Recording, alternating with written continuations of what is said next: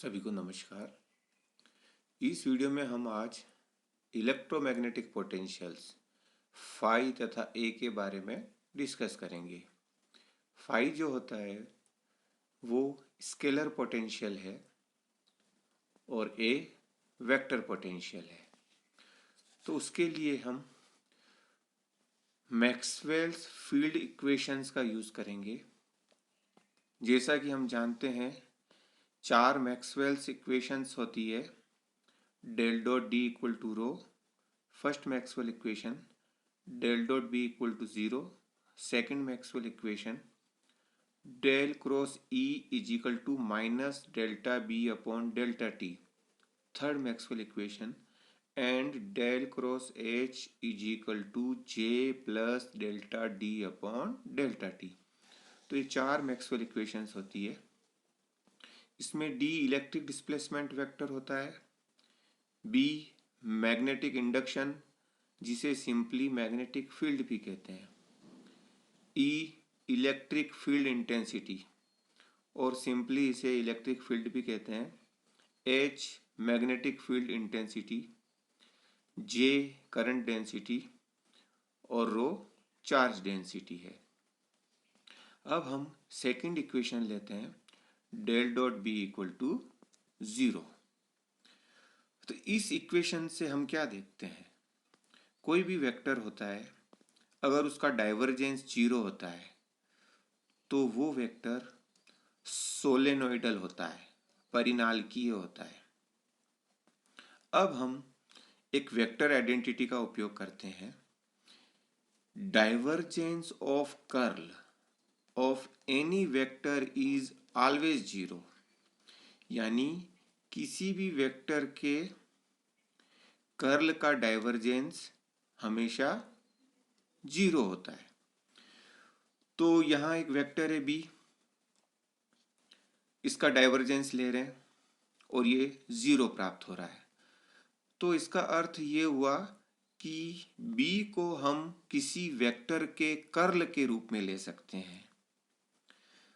तो यहाँ हम देखेंगे कि बी को कोई एक वेक्टर लिया जिसके कर्ल के रूप में हमने लिया है। अगर ये वैल्यू हम इस इक्वेशन में रखेंगे तो divergence of curl of A vector is zero, जो कि वेक्टर आइडेंटिटी है, ऑलवेज इट हैपन्स। तो ए जो यहाँ होगा जिससे हम बी प्राप्त कर रहे हैं, इसे हम कहेंगे इलेक्ट्रोमैग्नेटिक वेक्टर पोटेंशियल। अब हम ई के लिए देखेंगे तो उसके लिए इक्वेशन 3 लेंगे और इक्वेशन 5 लेंगे। तो इक्वेशन 5 से बी का मान इक्वेशन 3 में रख देंगे तो हमें इस प्रकार ये इक्वेशन प्राप्त होगी। अब इसमें डेल बाई डेल टी को अंदर ले लेंगे तो delta A by delta T, और फिर इसे लेफ्ट साइड में ले आएंगे, दोनों में डेल क्रॉस कॉमन आ जाएगा। तो इस प्रकार ये इक्वेशन प्राप्त होगी। अब इस इक्वेशन में हम देखते हैं कि ये एक वेक्टर है, दो वेक्टर का सम भी एक वेक्टर होगा। तो इस वेक्टर का कर्ल जीरो है। तो इसके आधार पर हम देखते हैं कि ये वेक्टर जो है इर्रोटेशनल होता है, अघूर्णी, यानी भी किसी भी वेक्टर का कर्ल अगर जीरो है तो वो वेक्टर इर्रोटेशनल होता है, अघूर्णी होता है। अब यहाँ हम एक और वेक्टर आइडेंटिटी का उपयोग करेंगे, the curl of gradient of any scalar function is always zero. कोई भी स्केलर फंक्शन या अदिश फलन है, उसका अगर ग्रेडियंट लें और फिर जो मान प्राप्त होता है उसका कर्ल लें तो वह मान शून्य प्राप्त होता है, जीरो प्राप्त होता है। तो ये जो वेक्टर है, इसका मतलब इस वेक्टर को हम किसी स्केलर फंक्शन के ग्रेडियंट के रूप में ले सकते हैं। तो मान लेते हैं स्केलर फंक्शन फाई है, तो ये वेक्टर इस स्केलर फंक्शन के ग्रेडियंट के रूप में अपन ने लिया है। और अगर उस इक्वेशन में रखेंगे तो हम देखेंगे कि del cross del phi will be equal to 0। किसी भी स्केलर फंक्शन के ग्रेडियंट का कर्ल, चूंकि कोई भी स्केलर फंक्शन है उसका अगर ग्रेडियंट लेते हैं तो वो वेक्टर बन जाता है, तो वेक्टर का कर्ल लिया जा सकता है, लेकिन इसका मान हमेशा 0 होता है।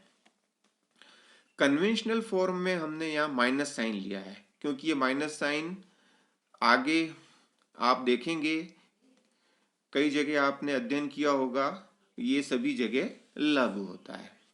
अब इसको अब राइट साइड में ले आओ तो ई का मान minus del phi minus delta A upon delta T प्राप्त होता है।